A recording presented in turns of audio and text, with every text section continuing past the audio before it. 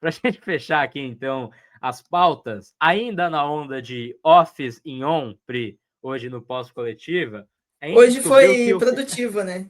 hoje foi muito produtivo esse pós-coletivo. A gente descobre também que o Rian Francisco renovou com o São Paulo até dezembro de 2029. Não foi anunciado pelo clube de forma oficial, porque ele está machucado também, mas o vínculo anterior era até dezembro de 28 e ele estende o vínculo até dezembro de 2029. E o papo para que ele renovasse, ele rolou um dia antes do treino que ele teve aí. É uma lesão muito complicada de LCA.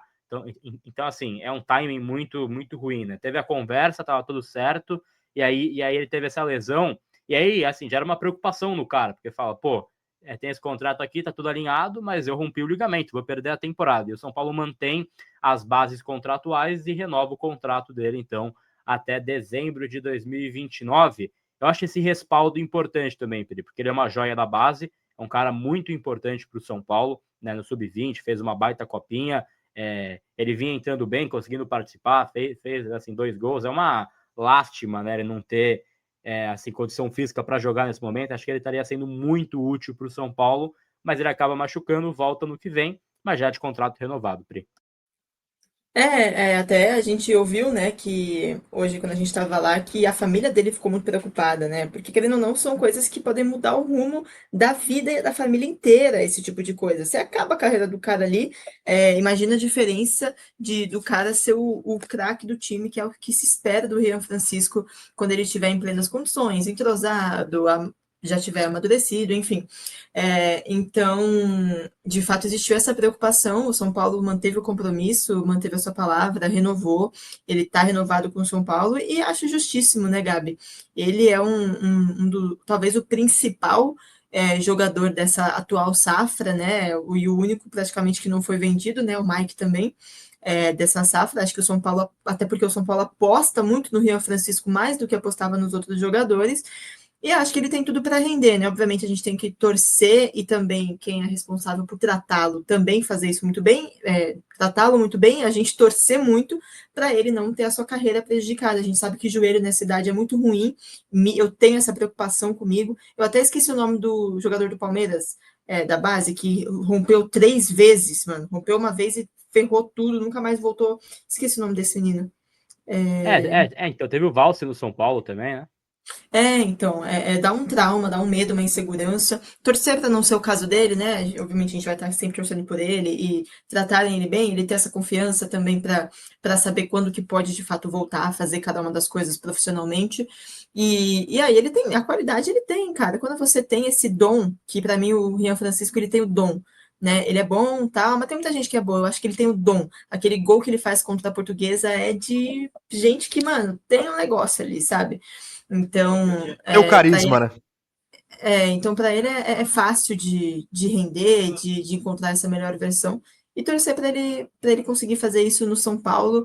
Obviamente, a gente sabe que essas renovações elas são muito mais para ajustar contrato do que permanecer de fato até 29. Acho muito difícil que isso aconteça, mas que ele possa viver um pouco de tempo no São Paulo e desfrutar de algo que ele esperou muito, né? Porque de todos da base, a gente viu que ele foi o que talvez menos teve oportunidade, né? E aí, esse ajustar contrato, JP, passa também pela multa nacional, né? Que foi o caso também do Lucas Ferreira, que tinha uma multa nacional baixa, porque a multa está em cima do salário, né? Então, acho que são 30 vezes o salário, algo assim, a multa. E aí já era viável para o Cruzeiro pagar do Lucas Ferreira, por exemplo. Passaram esse aperto aí, conseguiram renovar, mas o do Rian Francisco também tem um pouco desse lado, né? Geralmente, a gente estava até conversando hoje, eles, quando são promovidos para equipe profissional, ganham 30, 35 mil reais por mês, e aí vai conforme valor de mercado, você tem uma inovação contratual. Enfim, Lucas Ferreira, ele foi para a Ucrânia ganhando, quanto, Pri, que tinham falado? Mais de 100 mil reais por mês, praticamente, né? Não era um salário de, assim, multimilionário, não era R$ 500 mil por mês, mas já Você dá está um up falando o importante. O Ferreira? Lucas Ferreira, isso, Lucas Ferreira. 120. Exato. Então, assim, já é um salário importante também pro jovem, né? Já dá para fazer um bom barulho com 120 mil por mês aí, mas é importante para Metade a disso eu multa. já ia fazer a É, festa. Fica jogando o pessoal aí, um mês de Neymar, você some no mapa, Mano, né? as pessoas reclamam que os caras ganham 1 milhão e se perdem na vida. Fi, eu não ganho nem um pouquinho, perdi, se já perdi. Eu quero só tomar uma cerveja aqui hoje, quinta-feira.